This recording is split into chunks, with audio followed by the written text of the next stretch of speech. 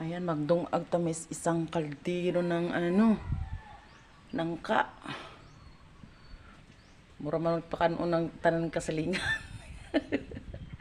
Kadaghan man eh. Hanggang ugman siguro na may kanon kay upat man lang me. Ayan guys. Maganda talaga kapag apoy ang dito sa mag-ano ka ng tawag nito, magluto ka diri sa kuan kahoy. Kay duol ay dali lang ang mubarang ba. Ito kasi guys, itong kabila niya kasi to. Ano to, tawag nito. Pwede dito uling, ayan o uling. Magsugba ka po diri, pwede rin magsugba. Ayan, magsugba ka ba? Una kay isda, ni ana.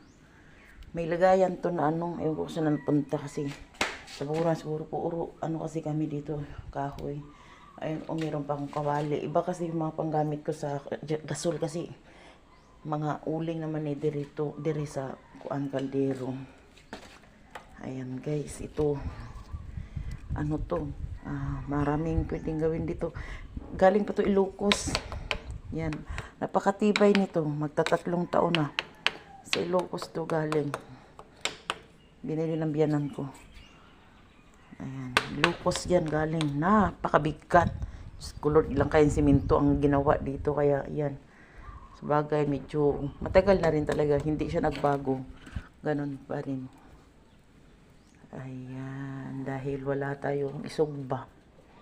Kahoy na lang akong ibutang dire. Way pang kuan isda. Ayan. Good morning.